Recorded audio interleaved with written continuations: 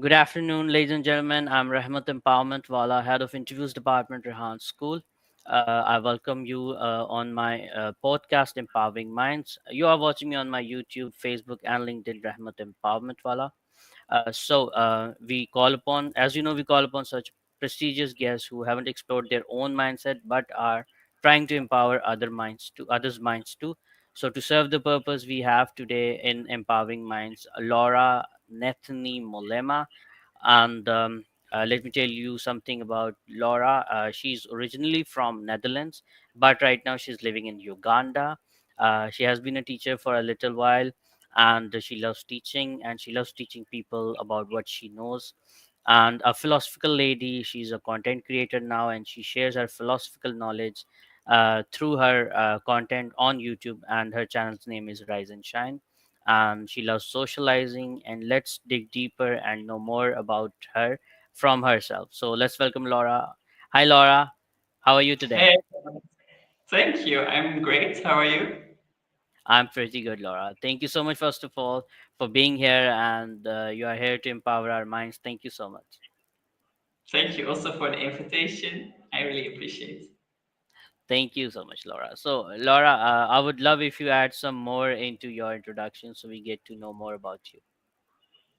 So I think you already share a lot of things, but mainly what I can share about myself is that I love to grow. I love reading a lot to discover myself, to really do some research within myself. How can I deal the best with my emotions when it comes to my mind? How can I use it for the best? So that's something what I really enjoy doing in life. And besides that, I love to socialize with people like you shared, and I love to be in nature. And sometimes I also really need just some quiet place to be with myself and my own mind. So Great, Laura. Wonderful to hear that. Laura, tell us something about Netherlands. If person like me who hasn't been to Netherlands, how Netherlands is. haha, I think it's very like different from which perspective you talk because I think what's something which is like how do you say it highlights the Dutch culture for me personally is that you have a lot of freedom to choose the way you want to live your life. So in that way, it also depends on the person who you ask, like how is the Netherlands? But the freedom of choice is something what I really feel mainly in the Netherlands. Um, yeah, and punctuality is also something which is like quite common in the Netherlands. When you have an appointment at 10, you be there at 10. But the rule is a bit like the unwritten rule is to be there 5 or 10 minutes before. So we are really like, I see Dutch people really as timekeepers. Good to hear that. And I know, Laura, it's pretty true, as you were on time here, and you contacted me right on time about this interview. So thank you so much for that, Laura. Thank you. So, Laura, tell me, what do you do professionally? What's your profession? My profession is a social worker, but right now I have a beautiful 2-year-old daughter, and I find it very important to spend a lot of time with her in the young years. So mainly I'm now the main caretaker for her. And besides that, I'm like I said, I'm making some videos on YouTube, which I really enjoy. When I have time for it, I'm creating content. Great. And how did you feel the change in your life when you change from your profession to all you're focused on your daughter? How did you manage that? I've stopped before already a year with my profession, so it has been not a immediately change. And in the beginning, I could really very easily surrender to the love and care for my daughter because it's just something which is so natural comes to you as a mother. You just want to have like the best for your child, so you do whatever it goes. You wake up at night. You are just there. You are present. But I sense now sometimes she's now too that I find it sometimes more challenging to find time also to create videos, to to nourish myself, to say it in that way. So it's I'm right now, to be honest, the current state, I'm just looking for how can I create sometimes also some time for myself, to re-get some energy. Great. So, Laura, tell us, why are you in Uganda? What are you doing there? I'm in Uganda because I really believe that for kids, it's important to be in touch with other kids and to be in touch with nature. So I've been on a teacher program for a year, and especially also for the little children. And then they really said it's so important for small children for the first 7 years to use their body, to do physical things, to be here, not on the screen, not anywhere else, just to use the body. And I see Uganda as a very good place for that. There's more community, it's easier because of the climate, because it's a warm climate mainly. So the people are more outside. In the Netherlands, I can see, of course, it depends on the season, but sometimes it's even hard to be like 30 minutes outside in the winter season. And here it's the opposite. It's hard to be 30 minutes on a day inside. So yeah, I just left hard for Uganda. I feel at home, and yeah, I feel at So, home. That's the main. when you shifted there, in initially, so what challenges did you face? Any cultural shock? Any cultural barrier? Language barrier? I think the main thing what I find challenging is the time, being on time. Because for me, I really value time. So if I expect you to be somewhere at 10, then I expect you not to be there at 11 or 12, or maybe even not coming without informing me. So those things I really can find challenging sometimes. Yeah, Okay, great. And what do you love the most about being social? being social, to feel connected. Yeah. And why do you want to connect with people? Why do you think it's good? Why do I think it's good? Oh, the I benefits. think Tell us it's the benefits of connecting people and socializing. I You think to have grow. experience. For me, it's to like first of all to feel connected with others. So to feel connected is important for me, and yeah, I think that's the main thing, to be able to share. Yeah, to hear different thoughts. Um, Great. yeah, Okay, tell I us think about something. Tell us something about Rise and Shine, Laura. How did you think about it, and how did you start? Rise and Shine, the name just came to me. I don't know how sometimes you just have those insights which come to you, and Rise and Shine was something which feels like shining, rising together and shining. So if you rise something together, if you do things together, the effect is most of the time that you're also going to shine. So that's why the name Rise and Shine came from for me personally. Great. And I've been And starting with the name by running a meeting place in the Netherlands. So it was a place where people could come. It was open 3 days a week. And it was just for people to connect. People who feel lonely, if you feel not lonely, everyone was welcome.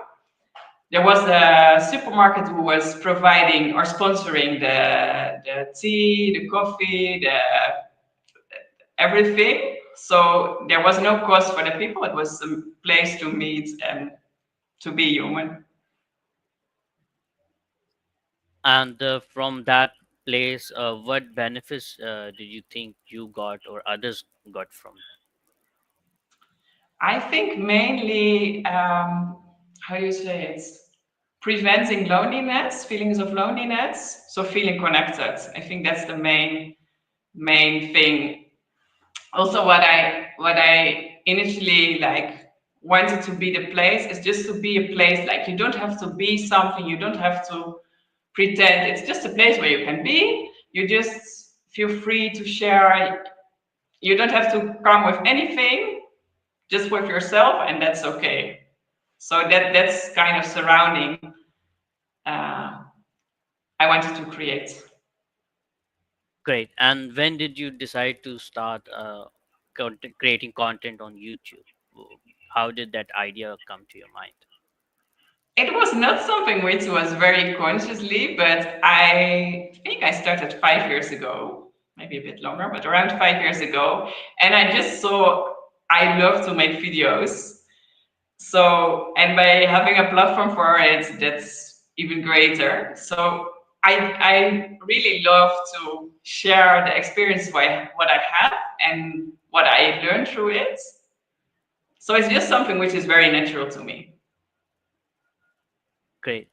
Initially, we feel like people hesitate coming in front of camera. They're not very confident in speaking. So, did these problems? You also faced these kind of problems, or uh, you were great from the word go? No, honestly, I think the moment I start creating content, I feel very relaxed with myself, with the camera. I don't feel like, oh, how will I look? Or I was a bit nervous for this interview. I have to be honest with that. Really? Why? But when I'm just me and my camera and just in the flow, I'm just enjoying, honestly. And No. I feel, Why were you nervous? Why were you nervous? why was I nervous? I think maybe because like when I'm creating my video, I know what is coming, what to expect, and now I don't know what to expect, which questions are coming. So it could make me a bit insecure. Oh, I'll try my I, best to ask some easy questions from you. I know, Or just feel or free. I'm okay if you don't already. want to answer any question, you can just straight away say that I don't want to answer that question. I know, but I'm very okay. I won't feel offended. I promise. Yeah. Can I add something I on don't the have very previous? big ego. I have a little ego. Please, please, please, please. Because you were asking me about being comfortable on camera, but I think it's Yeah. also like when you feel comfortable with yourself, you automatically also feel comfortable on camera. I guess. So for me, it has been a journey to come to the point where I am right now. Because I can remember in high school we had to create a video for an interview with a imaginary client, and when I see that video, I was very like I wanted to do it good. I was thinking a lot, so I was stuck in my mind to say it in that way. But now I have been on this journey of developing myself, going to more inner freedom, while those thoughts are not there when I'm creating a video because I feel comfortable, I'm okay to cry on video. Um, I'm just comfortable with. It's not always like that, and that's also okay. But maybe I can be quite comfortable. Okay. So I think the And I inner think it's journey, yeah. Please continue. yeah, the inner journey, the way you feel about yourself will also be reflecting, I think, in the way you feel in front of the camera. So you might think that it's the camera what does this to you, but the camera, I think, is just like acting like a mirror. So it's your own thoughts which are coming. The camera is not doing anything. It's just reflecting something which is already inside you. So it's nothing new. We might think like, where is this coming from? No, this insecurity what now came up, it is not something new. It has been there, it's just our reflection, a mirror what comes through the camera in this interview. Absolutely. But the sense of that at the other side of the camera, people are watching you, and they can get the idea about you. They can think something good about you. They can think something bad about you. So that thought, I think that makes us nervous while being in front of camera. That's what I think. Hmm. Yeah. Although Yeah, I think I'm most not of the nervous time the at the thoughts. moment. I'm totally okay, confident at the moment. But I'm talking about some people who are nervous in front of the camera. Yeah. Yeah. Yeah, and I think those thoughts has been coming from past experience. And if we are not having, or that's how I see. For example, if someone has said something to me like, what can I think about? Maybe I'm not interesting. Maybe someone has said, it's just an example. Hmm. When someone said that to me, and then I would be on an interview, that thought might come up. But that thought can only come up when I didn't digest it and when I believe it. So sometimes there are things in our life that people say to us, which pains us, but we are not processing that pain.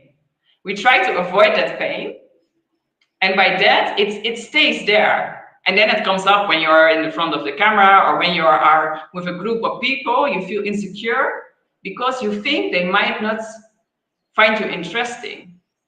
But that's the own belief which you took from that person who said at one time in your life, maybe, and you grabbed that belief, you put it in your mind, and you didn't wrap it outside anymore. And for me, I don't believe in the idea of like easily. Some people say, you just change your thoughts, that's it. For me, I wish it could be that like that, but I don't believe in that quick fix. I believe we need to digest. So we need to go through the process like, ah, that was painful. Someone said to me I was not interesting. And by really allowing that feeling what it was at that time, we can also discover that it was not the truth. And then we can release. And for me it works like that, then that thought will not be popping up so easily anymore because I have faced it. Absolutely. And our mentor Rehan Allahwala says that do not think about what other thinks about you and what other people talk about you. Uh, just be on your own, do whatever you feel right, and you'll progress.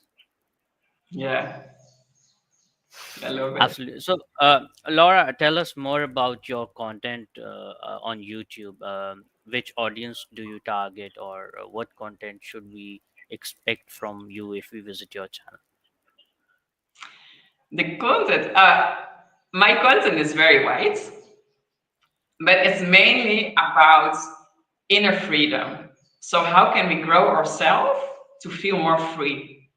So it's about experiencing more freedom within ourselves, allowing ourselves to feel emotions, and to see the lessons which life can teach us. And life is just coming in different ways. So sometimes I have a lesson from this side. So there are mainly life lessons, short life lessons, and also about the way you can use your mind. But mostly I love to talk with metaphors. So because metaphors we can understand easier, or our subconscious mind can understand it easier when we just hear the full story. Absolutely. And as in your introduction, I called you a philosophical lady. So you somehow you talk about philosophy also, right? Yeah. So if I ask you how did you discover that you can create that kind of content? So what would you say? What was the pivotal moment or any point of your life you discovered that? The moment that I was able to create the content, that's what you're asking, right? That certain content, that difficult content, that deep content. Ah, so the root of the deep content was that I have been in a challenging situation. There have been people who said words to me which were not nice. They have been written on paper in certain reports when I was like around age 16, 17, and my self-esteem got really low. And I didn't care so much about the future anymore because I think when you don't care about yourself, you're also not so caring about future. You don't have good self-care. So I wasn't feeling happy. And then there was a friend from me who I know from who knows me already for some time. And I met him, and he was like, Laura, what's the challenge? What's the problem? You're a very intelligent woman. Why are you feeling like this? So his words make me feel like resonating, having that little start, that little seed growing in myself, like, yes, I'm intelligent, I can do things. I don't have to waste my life by doing like this. I can create things, I can do things. So his words has been a seed to start believing in myself and to start going on the journey, that I don't have to copy and paste and keep on repeating all the negativity, or the feelings, what I how I perceived the world when I was younger. That I can, by a different self-talk, a different talk with myself, a different talk with my wounds, that I can heal, and I can, yeah, becoming more raw, and from that create, yeah. Brave lady, I must say, Laura, you are, and the self discovery and self motivation is key and very important. I think the way you came out from that zone, I think, is pretty awesome, appreciable. You done an Mhm. excellent job. So, um, uh, Laura, what do you love the most about what you are doing at the moment? I love it to feel like I'm bringing something to the world. So by expressing myself, so I love it. For me, it's very important to add something to the world, to be valuable. So it makes me also feel valuable when I do something which I hope, I believe, can help other people. It makes me feeling like life is worthy when I do these kind of things. So it's really give me a lot of energy. I enjoy when I feel the open space in my mind to create a video. And yeah, I feel like life is flowing through me and I don't have to do so much for it. So I feel also more connected with myself, which is also a great feeling. Great to know that. Absolutely, Laura. So, Laura, we were talking, I think, last night, and I got to know that you have traveled a bit and you have traveled some countries. So, which countries have you traveled? Would you let us know? And how has been your experience traveling to different countries? I have not been traveled so much, but I have been in Gambia, India recently, last year. Where else? France, Italy. Um, I think the thing what traveling can do, even in your own country, is just to. I just love the adventure of like discovering new things. You discover new things within yourself, but also within nature. I appreciate nature a lot, so I don't like it to travel to big cities or anything. Nature has to be there. Um, yes, I think connection with myself and widen my experience. It can give me energy to discover new things. Yeah. Great. And you named India, right? So, why did you visit India? Just for leisure trip or some other thing? No, there was a friend of me who was staying there. So he invited me already some time ago. And now I had the chance to travel. So I was like, okay, at this moment I have the chance to travel. So I just need to do it now because maybe after a few years it's more challenging or the freedom is maybe less. So that's why I decided just to travel. Great. And is Pakistan on your bucket list? Not yet. Not yet. Why? I think because, like I shared with you, I found the heat in India a lot. It was a lot. And I saw, for me, I like it to be like outside. And we have been able to be outside in the morning hours and in the evening hours, but during daytime, we had to spend most of the time inside. And also like the public places like the parks, they weren't also open during daytime. So I was like, I just want to move. I want to, be outside. So No, you can choose the winter season when you come to Pakistan. So winters are very good here. okay. A moderate weather, 10 degrees Celsius, 15 degrees Celsius, and Ah, you can enjoy it. Not on the northern parts of Pakistan, they can be much colder, but I'm talking about Karachi, Lahore, Islamabad, the main cities. I'm living in Karachi, the southern part of Pakistan, so it's relatively moderate in weathers in winters. So you can choose winters to visit Pakistan, especially Karachi, yeah, okay, great. and you will find a better version of India here in Pakistan. I can say that people are nice. I'm not degrading any Indian. Apologies if anyone can think about it, but yeah, Pakistan is a lot better as far as I'm concerned. So Hmm, definitely should be on top of your list to visit Pakistan. You'll have a okay. wonderful experience. I think you can search for many YouTubers who have visited Pakistan. The European YouTubers or American YouTubers, they have praised Pakistan quite a bit. Yeah, okay. Well, So maybe after this podcast, Pakistan is go a little up in your list, I guess. yeah, yeah. I'm not so much like I'm very quite like okay with Uganda. So for me, I don't feel so much the need of traveling anymore. So that's also something what I have to add to it. So no chance. I will not say never. I still have 70 years here, at least on this beautiful planet. So I think you're probably well a time to visit. Great, Laura. Wonderful. Maybe we have some time. Okay, Laura, we have been connected by Rehan Allahwala. So I would love to know, how did you connect with him? How did you know him?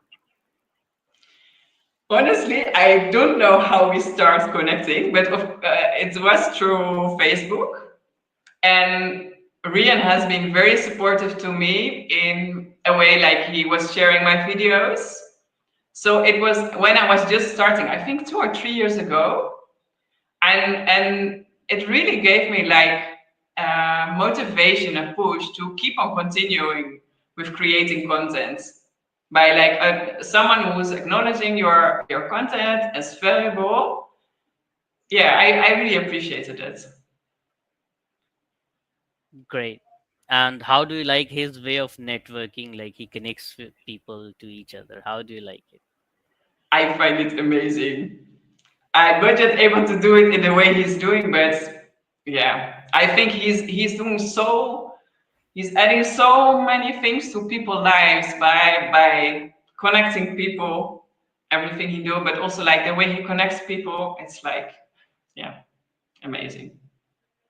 Yeah. Great. Also, he And do you always know? knows Please continue. Please continue. he always knows to find the right people to connect with each other, and I'm like, he has such a big network, and still he knows like the individual also. So I think that's a big talent that even when your network is big, that you also still have eye for the individual. Yeah.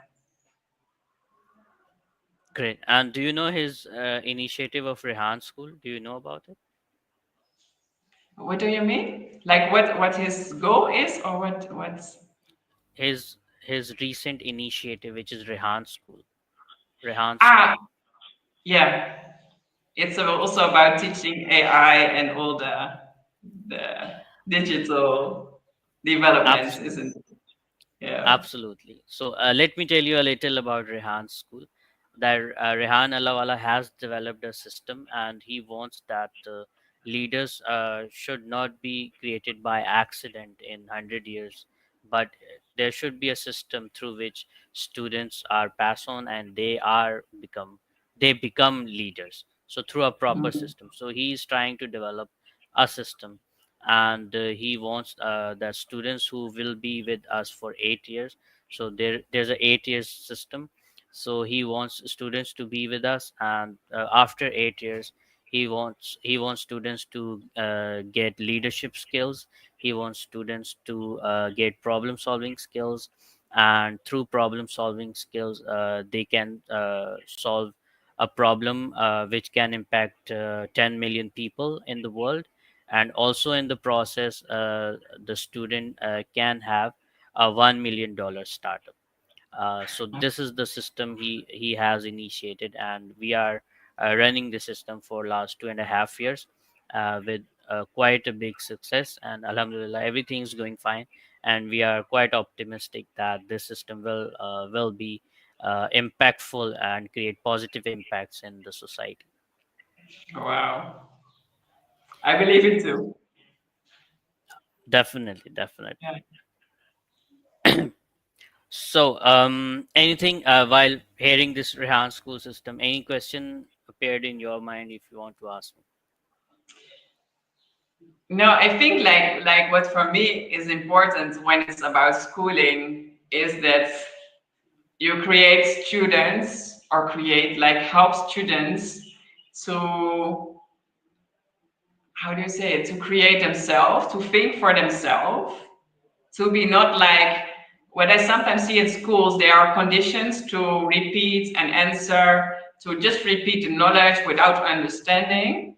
And I think for me, the main thing which is important in life is to know yourself, because you can have all the grades of the world, but if you have a big grades but you don't feel comfortable with yourself, you might even feel fearing to speak out, and then all the knowledge, all the things we have learned for might not even find grounds because you're having some challenges within yourself. So for me, I'm really like someone who finds it important when it comes to education, that like what you shared also, like leadership, to take leadership about our own life as far as possible, because we have also a lot of boundaries. But yeah, I think when that's also in the school program, which I think is there, I think that's We important. do not teach students the old and the old system. We do not teach from books. We do not give them homework and lots of heavy bags. There's nothing. There's one laptop, one smartphone, and the internet. That's all students need to learn in Rehan school. So they do Yeah. podcasting like we are doing at the moment. They learn from AI tools.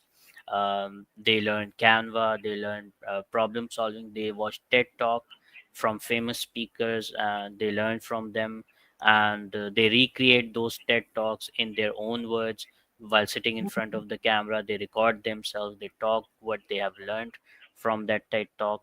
So you can imagine if a student can repeat TED talks 200 times in a year, uh, how much he would be in itself experienced or confident or knowledgeable in some sense. So that's Yeah. what we are trying to do to our children or to our students. Wow. Yeah.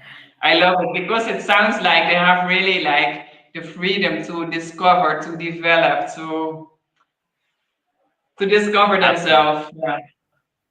Absolutely. And they have been assigned a goal, or they can choose any goal, any problem they think that they can solve, they have interest in, or which have impacted themselves personally.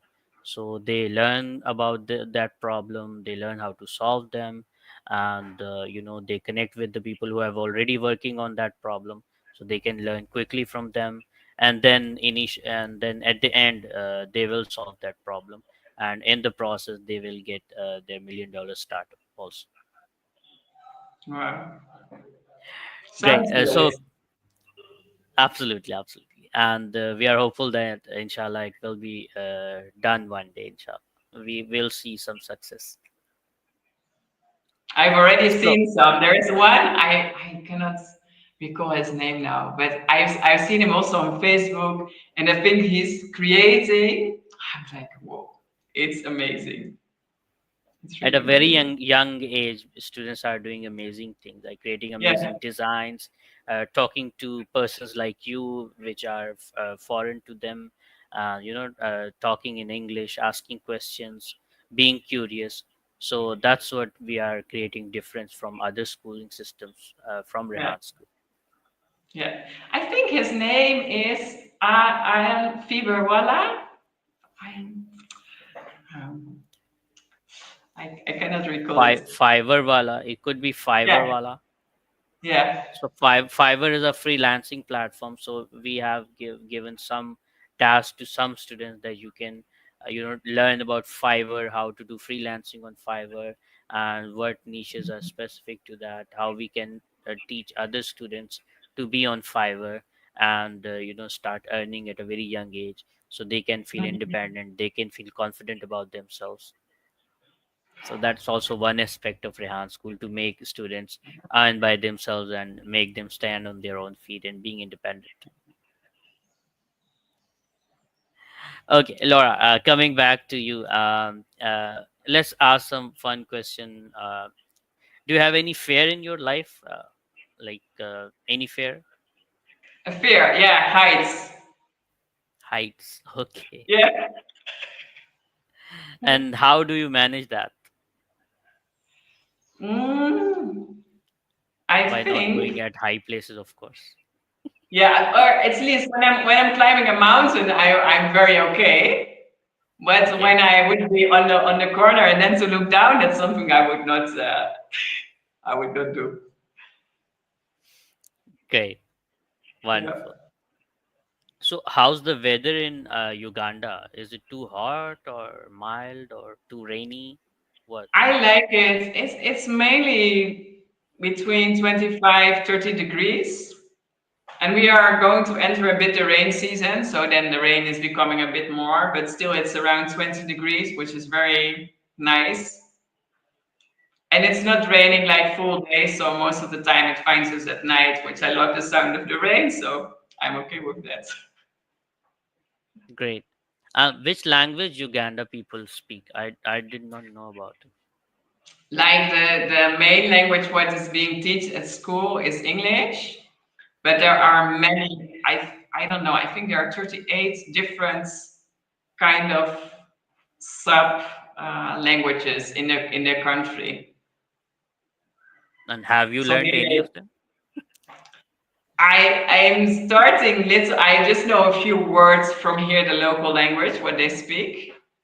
But the, Okay. the thing is like, most of the people also speak English, so it's you're not so much forced to learn the local language. Of course, I like to when I hear a new word, I'm like, okay, what is this? But yeah, so mainly English. Great.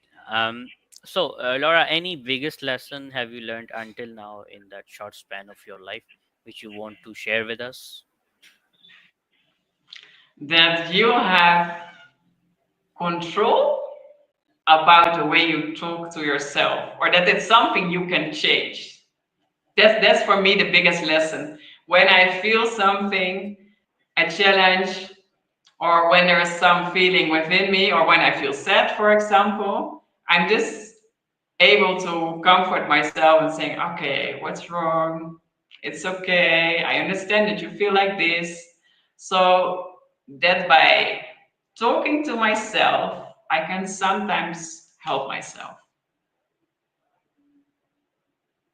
Yeah. Great. So that we That have an means instrument within ourselves what can help us. Not for every problem, of course, but it's something what you have with you. okay. So one question from audience, Abdulaziz IT Wala Saab. He's asking, good day. I have a question from the guest. If you allow, do you think silence can sometimes be more powerful than words, and why? More powerful than words, and why? I believe that it is possible because I think sometimes we can also lose ourselves in a lot of words. And for myself, also when it comes to connecting with people, I really believe we also have like a kind of vibration receiver in ourselves, I would say, where we also can communicate with. So sometimes the communication with the words can be different than what we receive with our, I will call it vibration instruments. So I think sometimes we can lose ourselves in a lot of talking, and to slow down, I think in silence we can maybe sometimes feel more connected than when we use a lot of words. So I think it's the way we use the words, in which time, with which intention behind. I think there it That makes depends if words are more powerful or the silence. Makes sense. Makes sense. Thank you, Laura. Thank you so much for being here, and thank you so much for talking to me, to answering my questions, and share so much knowledge and pearls of wisdom with us, and let us know more about you. So it was a wonderful session for me, a wonderful experience. Hope you had the same experience, a good experience with me. Yes, I really enjoyed. And thank you also for the question. Thank you, Abdulaziz IT Wala Saab. Thank you so much. Thank you, Laura. It's really amazing, and hopefully we get keep connected with each other and learn from each other. Yes, thank you so Thank, much for your time and your attention. thank you, Laura. Thank you so much. So, Abdulaziz IT will also appreciate your reply. Have a great weekend. Thank you, Abdulaziz. Thank you, you too, Abdul Aziz. So, again, thank you, Laura. Rise and shine. And it's my wish to you also that you always rise and always shine. Thank you so much for your time. And thank you so much, Abdul Saab, and all the viewers who have been watching this podcast and who will watch this podcast after it's been available on Facebook, LinkedIn, and YouTube at Rahmat Empowerment Wala. Thank you so much. I'm leaving this session now, signing off. Till then, keep doing amazing things. Good night. Sleep tight or good day wherever you are. I'm signing off from Empowering Minds. Have a nice day. Bye bye. Thank you.